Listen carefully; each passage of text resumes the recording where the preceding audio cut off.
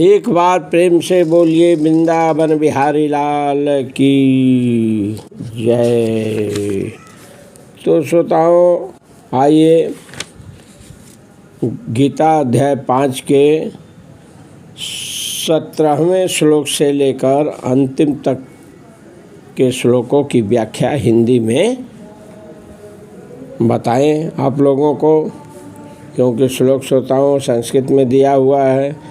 तो 17वें श्लोक में अध्याय 5 में है, श्रोताओं जो है अर्जुन से भगवान श्री कृष्ण कह रहे हैं कि हे अर्जुन, जब तक मनुष्य की बुद्धि, मन, श्रद्धा तथा शरण सब कुछ भगवान में स्थिर हो जाता है, तभी वह पूर्ण ज्ञान द्वारा समस्त कल्मश से शुद्ध होता है। तब वह जाके मुक्ति के पथ पर अग्रसर होता है, अन्यथा मुक्ति के पथ पर जो है वह अग्रसर हो नहीं सकता। तो बुद्धि, मन, श्रद्धा श्रोताओं जो है शरण सब कुछ भगवान में स्थिर कर देना पड़ेगा तब। फिर श्रोताओं जो है अगले श्लोक में कह रहे हैं कि विनम्र साधु पुरुष अपने वास्तविक ज्ञान के कारण एक विद्वान तथा विनीत ब्राह्मण, गाय, हाथी, कुत्ता तथा चंडाल को समान दृष्टि से देखते हैं, समभाव से मतलब देखते हैं। विनम्र साधु लोग जो हैं, चाहे वो हाथी हो, गाय हो, कुत्ता हो, चाहे चंडाल हो, चाहे क्यों न विद्वान हो, विनीत ब्राह्मण ही क्यों न हो, वास्तविक ज्ञान के कारण ऐसा वो कर दिखाते हैं। फिर अगले में श्रोताओं कर रहे हैं जो है जिनके मन एकत्व तथा समता में स्थित होता है, उन्होंने जन्म और मृत्यु के बंधनों को पहले ही जीत लिया है। समता में स्थित होना चाहिए, विषमता में नहीं। वे ब्रह्मा के समस्त निर्दोष हैं और सदा ब्रह्मा में ही स्थित रहते हैं। ब्रह्मा का मतलब क्या हुआ? ब्रह्म में, ब्रह्म के समान निर्दोष हैं। फिर कह रहे हैं जो न तो प्रिय वस्तु को पाकर हर्षित होते हैं न अप्रिय को पाकर विचलित होते हैं, दुखित भी नहीं होते। क्यों? क्योंकि वे स्थिर बुद्धि हैं, मोह रहित हैं और भगवत विद्या को जानने वाले हैं। तो श्रोताओं वह पहले से ही ब्रह्म में स्थित रहते हैं।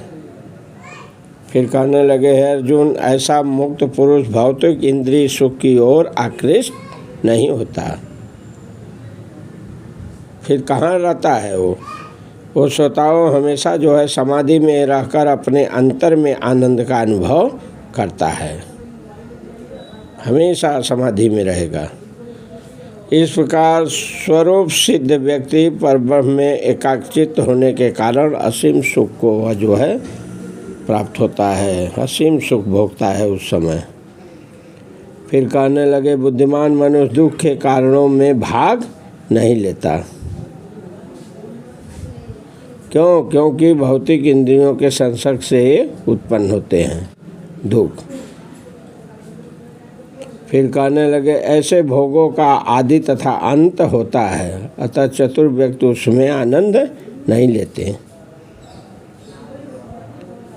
फिर कहने लगे यदि शरीर को त्यागने के पूर्व कोई मनुष्य इंद्रियों के वेग को सहन करने तथा इच्छा एवं क्रोध के वेग को रोकने में समर्थ होता है, तो वह इस संसार में क्या हो जाता है?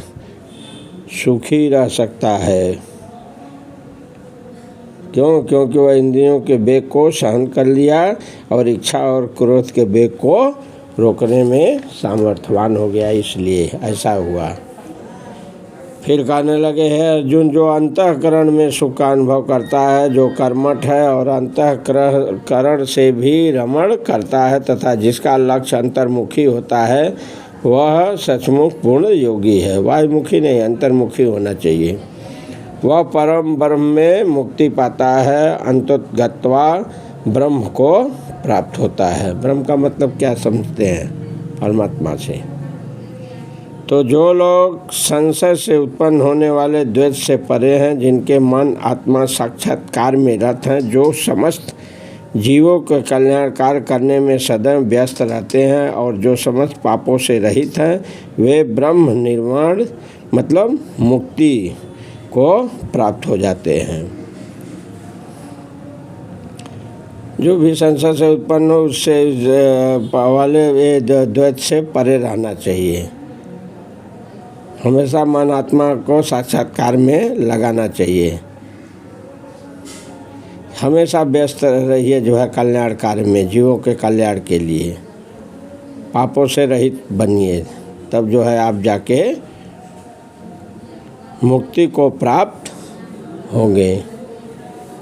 फिर कहने लगे जो क्रोध तथा समस्त भौतिक इच्छाओं से रहित है, कोई भी इच्छा नहीं रहनी चाहिए। जो भी भौतिक इच्छा है, संसार में जो भी देख रहे हैं सब क्या है, भौतिक। जो स्वरूप सिद्ध आत्म सन्यासी हैं और संसिद्धि के लिए निरंतर प्रयास करते हैं, उनकी मुक्ति निकट भविष्य में सुनिश्चित है। फिर करने लगे, हे अर्जुन, समस्त इंद्रिय विषयों को बाहर करके दृष्टि को भंवर के मध्य में केंद्रित करके प्राण तथा अपान वायु को नथुने के भीतर रोककर और इस तरह मन, इंद्रिय तथा बुद्धि को भस्म में करके जो मोक्ष को लक्ष्य बनाता है, वह योगी इच्छा, भय तथा क्रोध से क्या हो जाता है, रहित हो जाता है। जो निरंतर इस अवस्था में रहता है स्वतः, वह अवश्य ही मुक्त होता है। वो मुक्त है ही है अगर ऐसी अवस्था आ गई तो। फिर बताने लगे, हे अर्जुन, मुझे समस्त यज्ञों तथा तपस्याओं का परम भोक्ता, समस्त लोकों तथा देवताओं का परमेश्वर एवं समस्त जीवों का परोपकारी एवं हितैषी जानकर मेरे भावनामृत से पूर्ण पुरुष भौतिक दुखों से शांति लाभ करता है। लाभ ही लाभ प्राप्त होता है, ऐसा करके बताए हैं। तो इस तरह से अभ्यास करना चाहिए श्रोताओं। जैसे यम हुआ, नियम हुआ, आसन हुआ, प्राणायाम हुआ, प्रत्याहार हुआ, धारण हुआ, ध्यान हुआ, समाधि हुआ, इनके द्वारा जो है धीरे धीरे प्रगति करना चाहिए।